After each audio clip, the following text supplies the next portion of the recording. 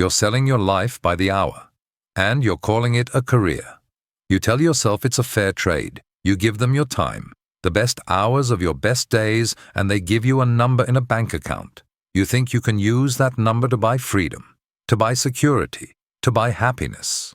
But you can't, can you? Because the thing you're selling is the only currency that actually matters. You are trading gold for paper, and you're trying to convince yourself you've made a smart deal. You spend your life trying to earn faster, to climb higher, to accelerate. But all you're doing is accelerating towards a wall, wondering why the view never changes. You feel it in the morning. Before your feet even touch the floor, your hand reaches for the phone. Not for connection, not for inspiration, for validation, for a number, the stock market, the email count, the sales target. Your day begins with a deficit. You are already behind. You are already not enough. The race has started and you're just trying to keep up. The coffee tastes like fuel, not pleasure. The commute is a blur of podcasts and news reports, a constant stream of information designed to make you feel anxious, to make you feel like you're missing out. You sit in a chair, in a room, in a building you didn't choose, working on problems you don't care about, with people who are all running the same race. Everyone is busy, everyone is productive, but no one is present. You are a ghost in your own story, haunting the hallways of a life you vaguely remember choosing. At night, you collapse. You tell yourself you've earned the right to be numb. You scroll through the lives of others, a highlight reel of their curated happiness, and a quiet poison seeps into your soul. The book you wanted to write, the instrument you wanted to learn, the business you wanted to start, it all lives on an island called Someday. An island that seems to drift further away with every paycheck. You are drowning in comfort. You have a good life, on paper. But you go to bed at night with the quiet, screaming terror that you are wasting it. That you are spending years to earn faster only to realize you've forgotten what you were earning it for. You think this is a new problem? It's not. It's the oldest trap in the world. I remember when they threw me out of my own company. Apple. It was my life, my creation. And then, one day, it wasn't. I was 30 years old. I had more money than I could ever spend. I was on the cover of magazines one day and a public failure the next. The world was telling me, "You're done, go buy an island, go be quiet." And the temptation was there. The fast path was obvious. I could have become a venture capitalist. I could have taken my money and multiplied it, played the game, won the race everyone else was running. It would have been easy. It would have been quick. It would have been empty. Instead, I did something that made no sense to anyone. I started a new company. Next, we set out to build a computer for higher education, the perfect tool for scholars and scientists, and I decided we would do it without compromise. Everything had to be perfect. The hardware, the software, the casing. We cast the computer's shell from magnesium, a die-cast mold so precise and beautiful that it cost a fortune. The engineers told me it was impossible, that it would take too long, that it wasn't worth it. For 7 years, we worked. 7 years. We burned through hundreds of millions of dollars. The world watched and the world laughed. They called me a perfectionist. They said I'd lost my touch. They said I was wasting time, wasting money, chasing an impossible ideal, while everyone else was shipping products and getting rich. I was surrounded by people earning faster. And every day was a battle against the voice that said, "They're right. Just ship something. Cut a corner. Make a deal." It was painful. It was slow. It was the hardest thing I've ever done. The company, from a commercial standpoint, was a failure. We sold very few machines. By every metric the world uses to measure success speed, profit, market share. Next was a disaster. I had wasted years. But the real work wasn't the computer. The real work was happening inside the walls. We were building an operating system, next step, that was a decade ahead of its time. We were creating a culture of craftsmanship that had been lost. We were going deep. We weren't trying to earn faster, we were trying to build better. We were investing our time in a foundation that no one could see. Years later, Apple was on the verge of bankruptcy.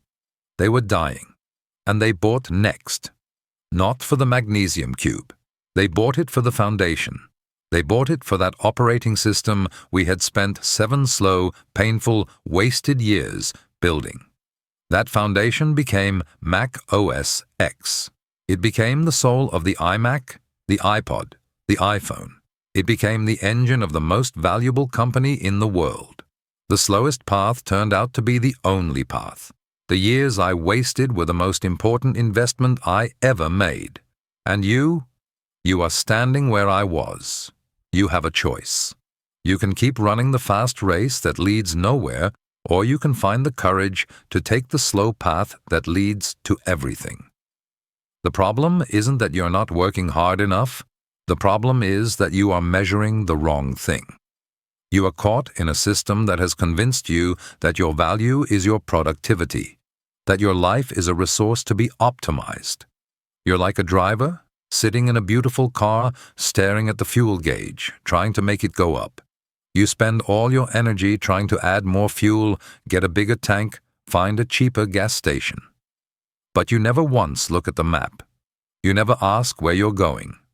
The machine is spinning its wheels in the mud. There's a lot of noise, a lot of smoke, a lot of engine roar. You call this hustle. You call it the grind, But you're not moving. You're just digging yourself deeper. The real problem is not the engine, it's the traction. You have no grip because you are trying to move in every direction at once. You are trying to go fast instead of trying to go somewhere meaningful. The core of the issue is a deep, fundamental misunderstanding of wealth. You think wealth is an accumulation of money. It's not. Money is a tool, a useful one, but a tool nonetheless. True wealth is not a number. It is a state of being. It is the freedom to spend your attention on things that matter. The currency of a meaningful life isn't money. It's undivided attention. This is the only asset you truly own, and it is the only one you cannot get more of. You can always make more money. You can never, ever make more time. And the years you are spending trying to earn faster are the very years you are bankrupting your attention. You are selling the masterpiece for the price of the canvas. So how do we fix this? It's not about quitting your job and moving to a monastery. It's simpler and harder than that. It's about a series of internal shifts. It's about changing the way you see. There are a few principles that I learned the hard way during those years in the wilderness. First, you must abandon the illusion of the shortcut. The common mistake is to believe there is a hack, a faster way, a secret that other people know. You buy the courses, you read the books on productivity, you listen to the podcasts about 7-minute abs and 4-hour work weeks. You are searching for a way to get the result without the process. You want the laurel wreath without running the marathon. This desire for speed, for a shortcut, is the single greatest poison to any meaningful work. I see this everywhere. In engineering, in design, in life. People want the answer. They don't want to do the work of understanding the question. They want to copy the solution, not discover the principle. This is why so much of the world is filled with copies, each one a little worse, a little cheaper, a little faster than the one before. The reframe is this: the process is the prize. The long, slow, frustrating, beautiful journey of mastery is the point. There is no shortcut to something that is built to last. The time it takes is the time it takes. Rushing it doesn't make it happen faster, it just makes the final product weaker. I remember when we were designing the case for the original Macintosh. I was obsessed with the radius of the curves. I wanted it to be friendly, to be approachable. Not a box, but a companion. The engineers brought back prototypes and they were close, but they weren't right.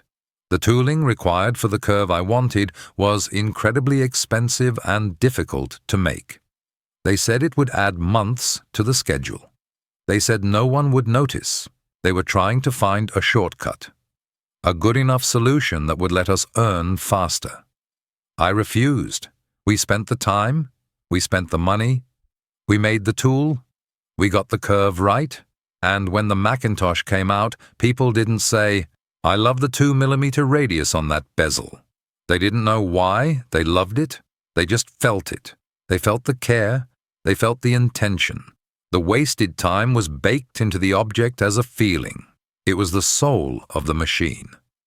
What this means for you today is to stop looking for the hack.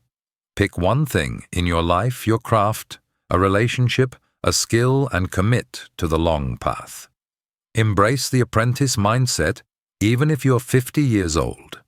Find joy in the deliberate, slow, repetitive work of getting better. If you want to learn to write, don't look for a template. Write badly every day. If you want to build a business, don't look for a get-rich-quick scheme. Fall in love with solving a problem for a customer and do it better than anyone else. The shortcut is a mirage. The path is the only thing that's real. Second, you must differentiate your assets. The common mistake is to treat your time, your money, and your attention as if they are all the same thing. You think, I can sell my time for money and then use that money to buy back free time later. This is a catastrophic mental error. It's like thinking you can trade a gallon of water for a gallon of sand and then trade the sand back for water when you're thirsty. Money is renewable. If you lose it, you can earn more. Time is non-refundable. Every second that passes is gone forever. But attention is the most precious of all. It is the aperture of your consciousness. It is the director of your life. Where your attention goes, your life follows. You are selling your finite, irreplaceable attention for a renewable resource called money.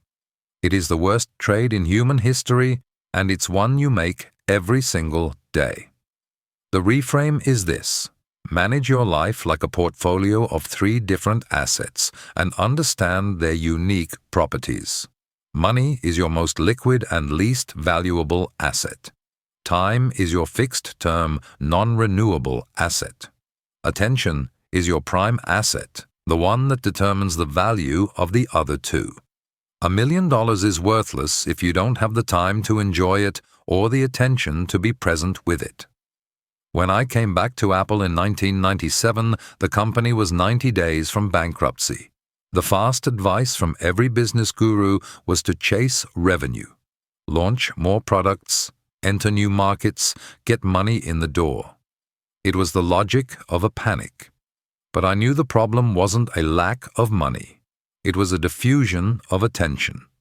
Apple was trying to do everything, and as a result, it was doing nothing well. We had dozens of different models of the Macintosh.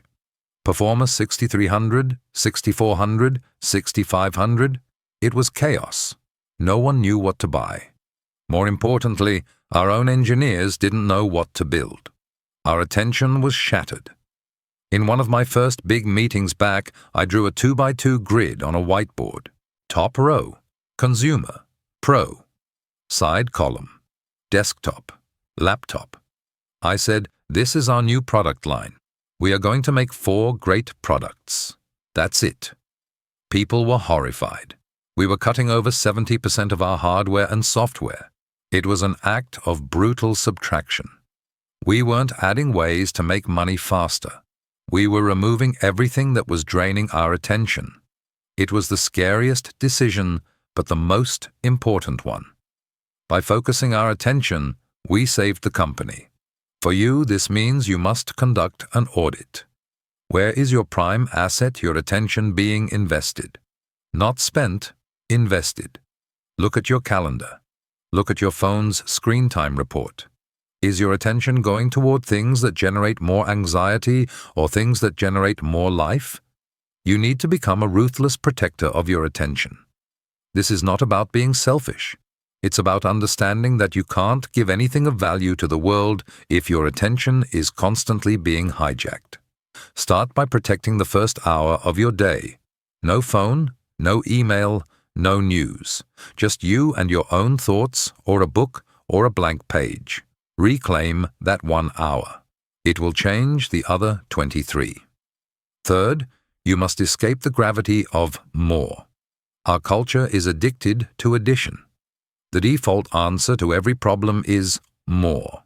Not making enough money, get more clients, work more hours, product not selling, add more features, feeling unfulfilled, acquire more possessions, chase more experiences. This is the path of complexity. It's the path of noise. More creates weight. It creates drag. It creates a life so cluttered and complicated that you can no longer hear your own thoughts. The common mistake is to believe that more will lead to better. More money will lead to more freedom. More features will lead to a better product. More commitments will lead to a more impressive life. It's a lie. More leads to more. That's it. It just amplifies what's already there. If you're unhappy with $1 million, you'll be miserable with 10 million. The reframe is simple, but it is the essence of all great design and all great lives. Genius is subtraction. True wealth isn't having more, it's needing less. Clarity doesn't come from adding new beliefs, it comes from removing the false ones. Freedom isn't about having more options, it's about being committed to the few that matter. When we developed the iPod, the entire industry was moving toward more complexity. MP3 players were clunky devices with confusing menus, file management, and dozens of buttons. They were designed by engineers who wanted to show off how many features they could cram into a small box. We took the opposite approach. Our starting point was not, what can we add? It was, what can we take away? I remember countless debates. The engineers wanted a power button. I said, why? It should just work when you touch it. They wanted a complex file system. I said, no, it just syncs. The breakthrough was the scroll wheel. It was a radical act of simplification. It allowed us to remove almost every other button. The entire design process was a war against more. The goal was 1,000 songs in your pocket, accessible in 3 clicks. Everything that did not serve that one clear purpose was eliminated. The power of the iPod wasn't in what it did, it was in what it didn't do. Its elegance was a result of 1,000 no's. In your life, you must become a better editor.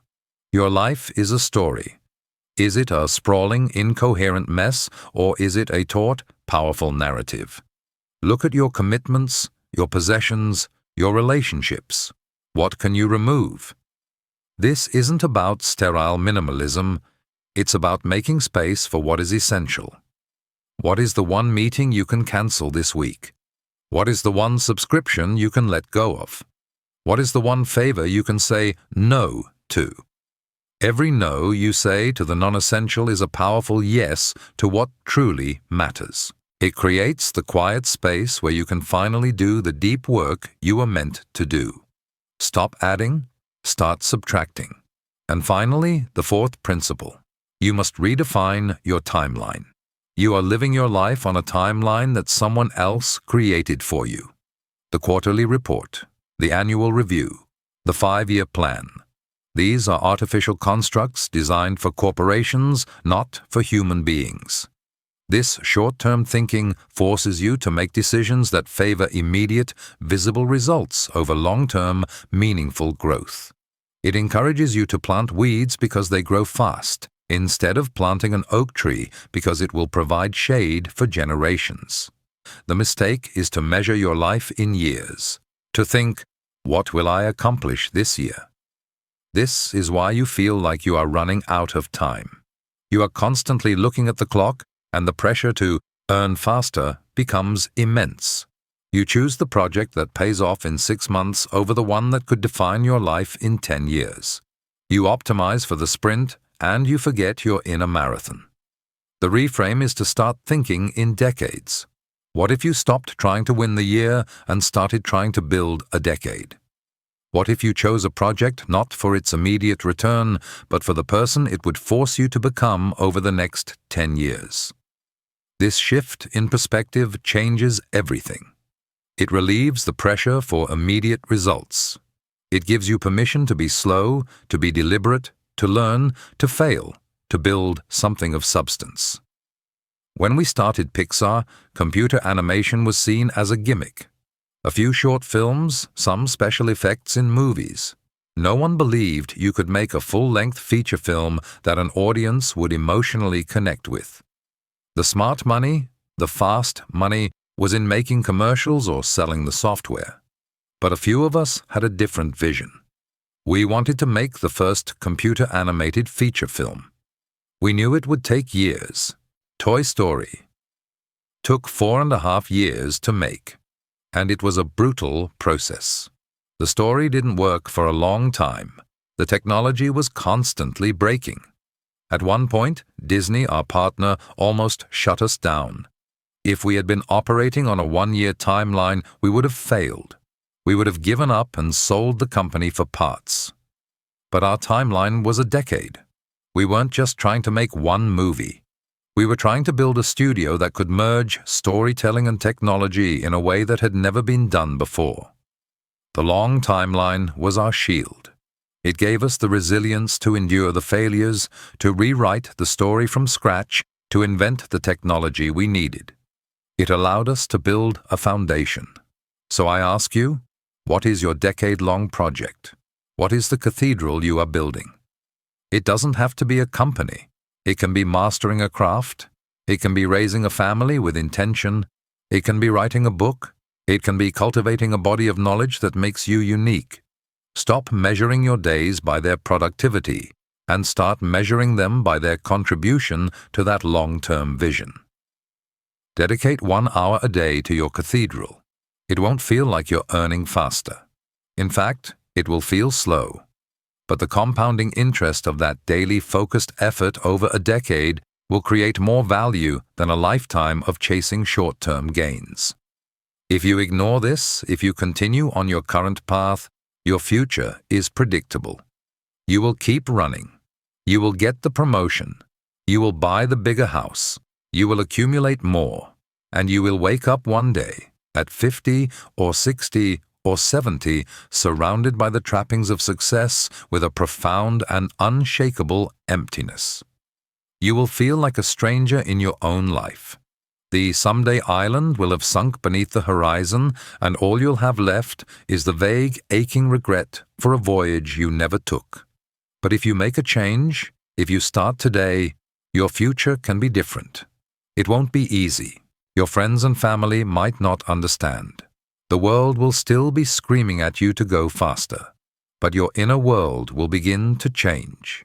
You will wake up not with anxiety, but with intention. You will know what the first hour of your day is for. Your work, even if it's the same job, will start to feel different because you'll see it as a source of funding for your real work, your cathedral. You will feel the quiet, solid confidence of a craftsman who is building something true. Your life will feel less like a transaction and more like a work of art. You won't feel rushed. You will feel present. You will feel alive. You don't need a 5-year plan. You don't need another productivity app. You don't need to quit your job tomorrow. You just need to make one decision. Choose the one thing you are willing to be slow with. The one thing that is worth your undivided attention. The one thing that is your real work. Even if it doesn't pay you a dime, it could be a project, a skill, a relationship. Find it. And protect the time for it like it's the most sacred thing in your life. Because it is. Stop living on someone else's clock. Stop trading your life for a number. The work is not to earn faster. The work is to live deeper. Your life is a masterpiece. 4 principles. That's all it is. 1. Abandon shortcuts. 2. Differentiate your assets. 3. Embrace subtraction. 4. Think in decades. It sounds simple. It is simple. But it is not easy. Nothing of value ever is. The world you live in is built to make you fail at every single one of these. It is a conspiracy against depth, a system designed to keep you running fast, shallow, and distracted. Let's start with the first, because it is the bedrock upon which a meaningful life is built. You must abandon shortcuts. Your world is addicted to them. The 7-minute workout, the 4-hour work week, the 1-page summary of the book you should have read, the AI that writes the email you don't have the time to compose. You collect these hacks like a child collecting shiny rocks, believing they add up to a treasure. They don't. They are fool's gold. They are paper patches on a sinking ship. Each shortcut you take is a vote for mediocrity. It's an admission that you value the destination more than the journey. And that is the most profound mistake you can make. Because the destination, the promotion, the exit, the number in your bank account is a ghost. It's a mirage in the desert. The moment you arrive, it vanishes, replaced by another further away. There is no there. The process is all there is. The common mistake is to believe that the struggle is an obstacle to be overcome. The hours of practice, the frustrating dead ends, the failed prototypes, the difficult conversations, you see these as a tax you pay to get to the prize. The reframe is this: the struggle is the prize. The transformation happens in the effort, not in the reward. The muscle is built in the lifting of the weight, not in the moment you put it down. The wisdom is forged in the fire of failure, not in the champagne toast of success. You are not building a product. You are not building a career. You are building yourself, and you cannot shortcut the construction of a soul. I remember when we were designing the first Macintosh, we argued for weeks over the radius of the curve on the plastic bezel. Weeks. Engineers told me it was a waste of time. The finance guys told me it was a waste of money. Ship the product, they said. It's good enough. No one will care about a curve.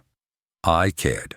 I knew that the process of getting it right wasn't just about a piece of plastic. It was about teaching a team, teaching ourselves that every single detail mattered. It was about instilling a culture that refused to compromise, that didn't take the easy path. That painful, obsessive, maddening process wasn't a detour from building a great computer. It was the process of building a great computer.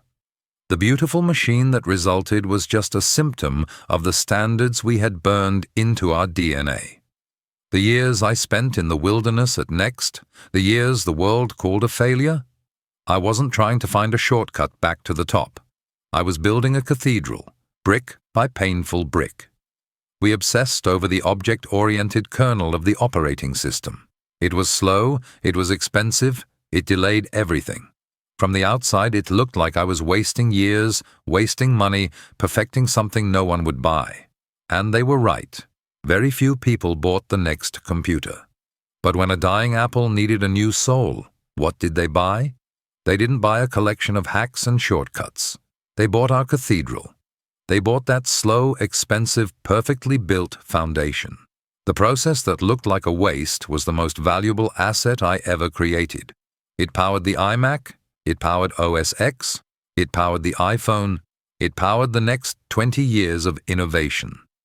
A decade of slow, deliberate work became the engine for a trillion-dollar company. You are desperate for the result, but you are allergic to the process. You want to be a writer, but you don't want to face the terror of the blank page. You want to be a master craftsman, but you won't spend 10,000 hours in the workshop. You want the oak tree, but you refuse to plant the acorn and wait. You are trying to harvest a crop you haven't sown, and you wonder why you feel so empty. Stop looking for the hack. Stop asking for the cheat sheet. Abandon the shortcut. Choose a path that is hard. Choose a skill that takes years to master. Fall in love with the process of getting better, with the daily act of showing up and doing the work. The resistance you feel is not a sign to stop. It is a sign that you are on the right track. This leads directly to the second principle, because you cannot walk the slow path if you are constantly being robbed. You must differentiate your assets. You think your most valuable asset is your money, or your house, or your stock portfolio. This is the lie that keeps you in the race. It's not. Your most valuable, non-renewable, and utterly irreplaceable asset is your focused attention. Time is your landscape, but attention is the light you see it with. Without attention, your time is just a dark, meaningless void. You can be alive for 80 years and be a ghost in your own story, never truly present for any of it.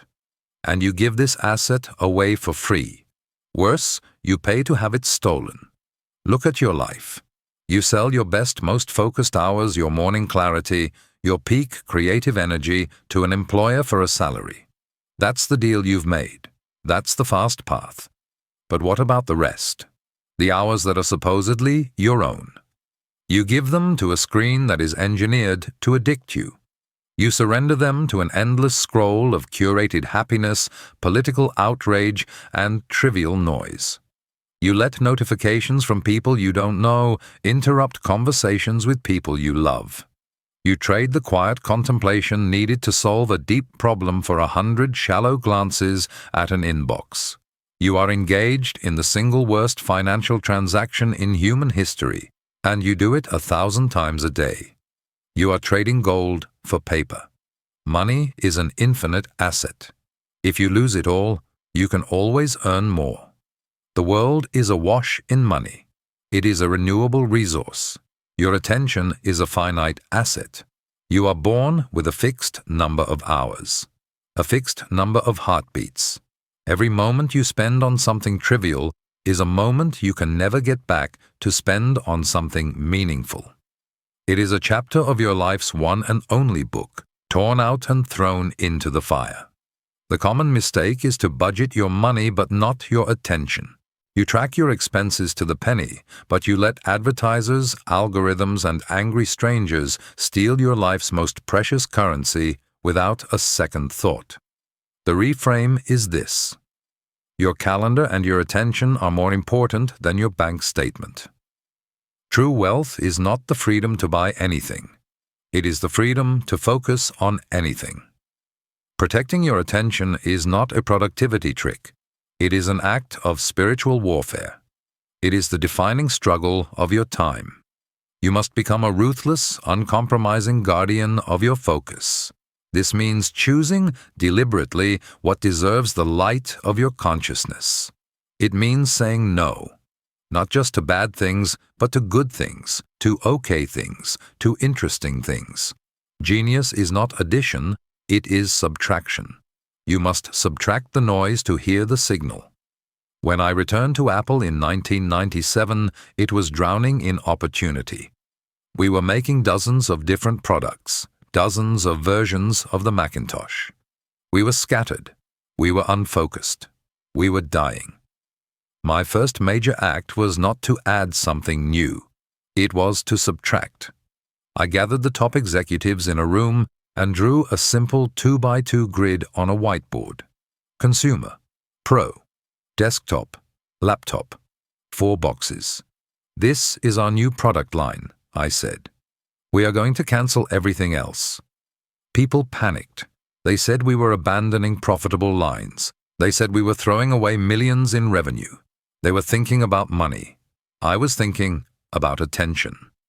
By killing the noise, we could finally focus. We could pour all of our talent, all of our passion, all of our energy into just 4 products. We could make them perfect. We could make them art. From that act of brutal subtraction came the iMac, the iBook, and the entire strategy that saved the company. We didn't need more money. We needed more focus. You are no different. You are a company of one, and you are trying to run dozens of unprofitable product lines. The person who keeps up with the news, the person who has an opinion on every online drama, the person who watches every popular show, the person who says yes to every meeting. These are your failing products. They are draining your attention and leaving you bankrupt, unable to invest in the one thing that matters, your masterpiece, the project that is uniquely yours, the cathedral only you can build. So I ask you, look at your day, not at your bank account, but at your attention account. Where did it go? Did you invest it or was it stolen? Did you trade it for something of lasting value, or did you let it bleed out on the floor of a digital casino? Abandoning shortcuts gives you the time. Protecting your attention gives you the focus. One is the path, the other is the light you walk it by. You need both. Without the slow path, focus has no purpose. Without focus, the slow path is impossible to walk. The choice you make tomorrow morning, when the alarm rings and the phone beside your bed glimmers with the promise of distraction, will define the rest of your story.